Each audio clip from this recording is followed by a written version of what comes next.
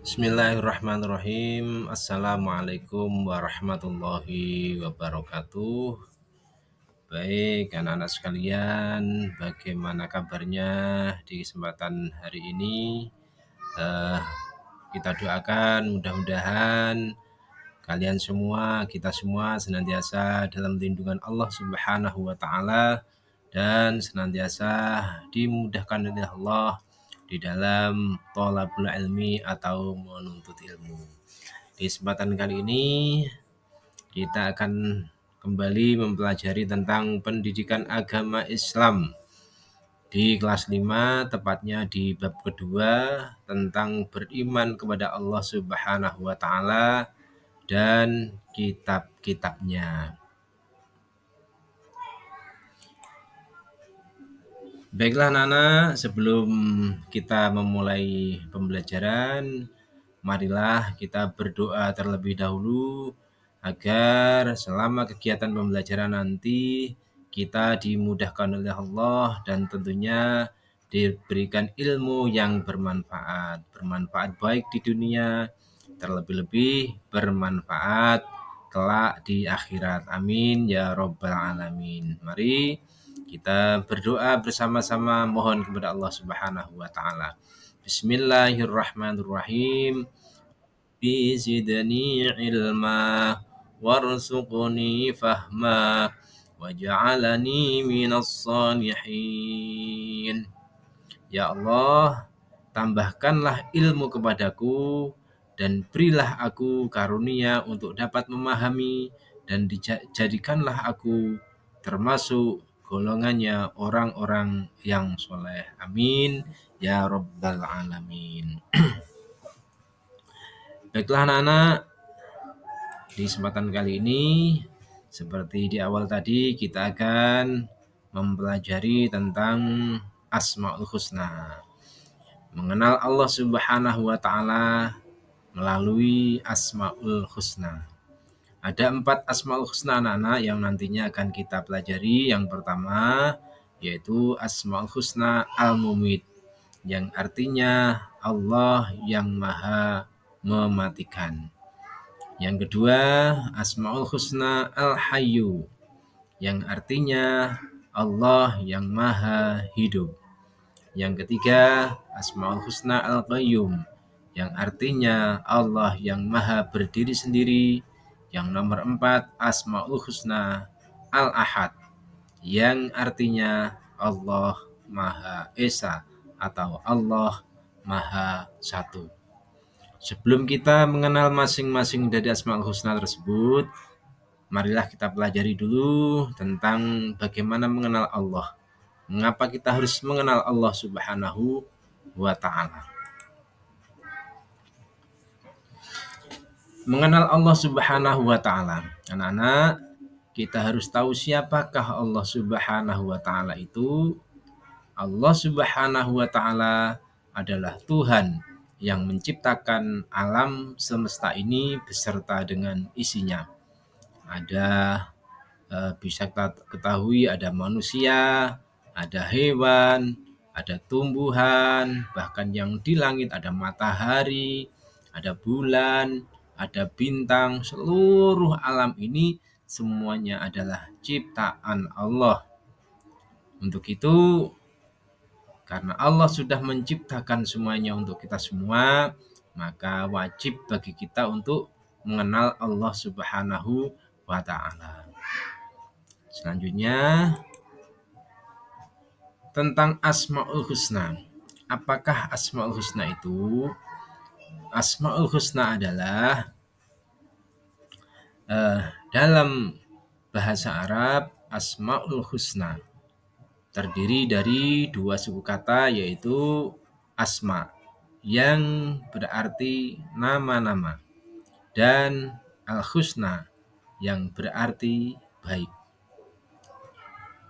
Asmaul Husna berfungsi sebagai bukti kesempurnaan dan keagungan Allah Subhanahu wa taala. Asmaul Husna berjumlah 99. Namun di materi pembelajaran kali ini untuk kelas 5 kita hanya mempelajari atau 4 maksud kami, kita akan mempelajari 4 Asmaul Husna. Nah, langsung saja anak-anak, kita awali dengan Asmaul Husna yang pertama, yakni Asmaul Husna Al-Mumit. Artinya Allah yang maha mematikan. Al-Mumit bermakna hanya Allah saja yang mampu mematikan segala yang bernyawa, yang telah diciptakannya. Allah Subhanahu wa ta'ala juga berfirman di dalam Al-Quran surat Al-Imran ayat 185 yang bunyinya A'udzubillahi minasyaitonirrajim. Bismillahirrahmanirrahim. Kullu nafsin dha'iqatul maut. Bahwa setiap yang berjiwa akan merasakan mati. Al-Imam Al-Ghazali berpendapat bahwa kematian adalah sesuatu yang paling dekat. Seseorang tidak akan bisa lari sejauh manapun atau bersembunyi serahasia apapun. Nah, oleh karenanya kita harus mengimani bahwa Allah adalah mempunyai sifat al-mumit. Allah yang maha mematikan. Semua yang dihidupkan oleh Allah kelak juga Allah pula yang akan mematikannya. Yang kedua, Asmaul Husna Al-Hayyu. Al-Hayyu berarti Allah yang maha hidup. Ini sesuai dengan firman Allah di dalam Al-Quran surat Al-Imran ayat 2 yang bunyinya A'udzubillahi minasyaitonirrajim. Bismillahirrahmanirrahim. Allahu la ilaha illa huwal hayyul qayyum. Yang artinya Allah, tidak ada Tuhan yang berhak disembah melainkan hanya Dia yang tetap kekal lagi terus-menerus mengurus makhluknya. Sifat Al-Hayyu mengandung makna bahwa Allah Subhanahu wa ta'ala selalu hidup atau selalu kekal. Dan Allah Subhanahu wa ta'ala juga memberi apapun bagi ciptaannya. Allah Subhanahu wa ta'ala menyiapkan segala-galanya bagi apa-apa yang sudah diciptakan oleh Allah. Selanjutnya anak-anak, kita memasuki Asmaul Husna yang ketiga, yakni Asmaul Husna Al-Qayyum. Asmaul Husna Al-Qayyum mempunyai arti bahwa Allah Subhanahu wa ta'ala yang maha berdiri sendiri. Sesuai dengan firman Allah Subhanahu wa ta'ala di dalam Al-Quran surat Al-Baqarah ayat 255. A'udzu billahi minasyaitonir rajim. Bismillahirrahmanirrahim. Allahu la ilaha illa huwal hayyul qayyum. Yang artinya Allah, tidak ada Tuhan yang berhak disembah melainkan Dia yang hidup kekal lagi terus-menerus mengurus makhluknya. Al-Qayyum bermakna bahwa Allah Subhanahu wa ta'ala maha berdiri sendiri. Allah tidak bergantung pada apapun. Oleh karenanya Allah menganjurkan kepada semua hambanya untuk senantiasa bergantung kepada Allah dan mohon pertolongan kepadanya. Selanjutnya yang terakhir atau yang keempat, yakni Asmaul Husna Al-Ahad.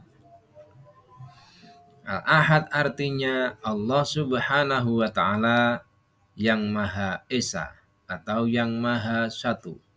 Bahwa Allah Subhanahu wa ta'ala tidak beranak, tidak pula diperanakkan. tidak ada pula sekutu baginya. Hal ini sesuai dengan firman Allah Subhanahu wa taala di dalam Al-Qur'an surat Al-Ikhlas ayat 1 sampai dengan ayat 4. A'udzu billahi minasy syaithanir rajim. Bismillahirrahmanirrahim. Qul huwallahu ahad. Allahus samad. Lam yalid wa lam yulad wa lam yakul lahu kufuwan ahad. Yang artinya, katakanlah bahwa Dia Allah yang Maha Esa.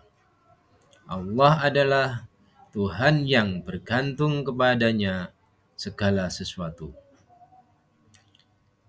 Allah tidak beranak dan tidak pula diperanakkan.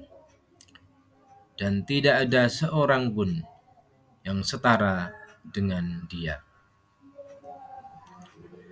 Ini menunjukkan bahwa keesaan Allah itu kekal, mutlak, dan abadi. Allah tidak akan pernah bisa disekutukan dengan hal-hal yang lain. Bahwa satu-satunya Tuhan yang berhak untuk disembah adalah Allah Subhanahu wa taala. Sesuai dengan firman Allah di dalam surat Al-Ikhlas ayat 1 sampai 4 tersebut. Baik anak-anak sekalian, selanjutnya yang terakhir kita akan mempelajari apa hikmah daripada mempelajari Asmaul Husna. Yang pertama Al-Mumit.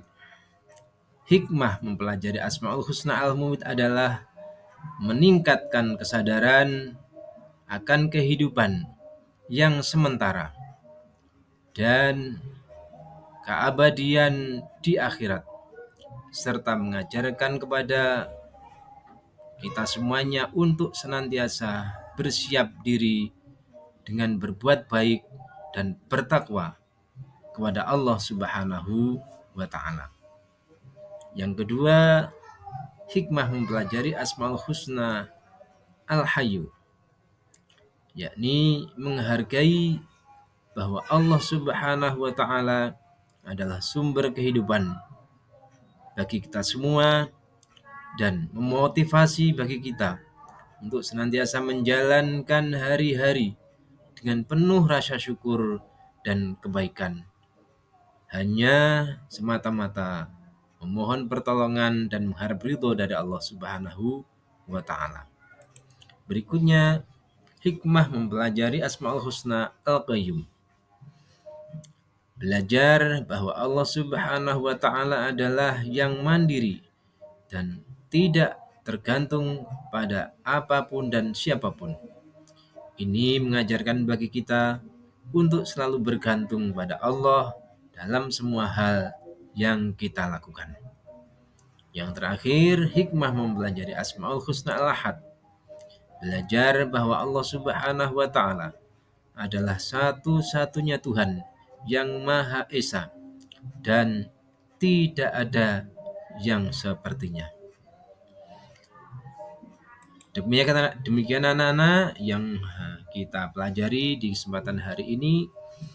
Mudah-mudahan dengan mempelajari 4 Asmaul Husna tadi menambah keimanan dan ketakwaan kita kepada Allah Subhanahu wa taala serta memberikan ilmu yang berkah, baik berkah di dunia maupun berkah di akhirat. Amin ya rabbal alamin. Sebagai akhir perjumpaan kita, marilah kita tutup pertemuan kali ini dengan membaca hamdalah bersama-sama. Alhamdulillahirabbil alamin. Mudah-mudahan kita dapat bertemu kembali pada video pembelajaran berikutnya. Terima kasih. Wassalamualaikum warahmatullahi wabarakatuh.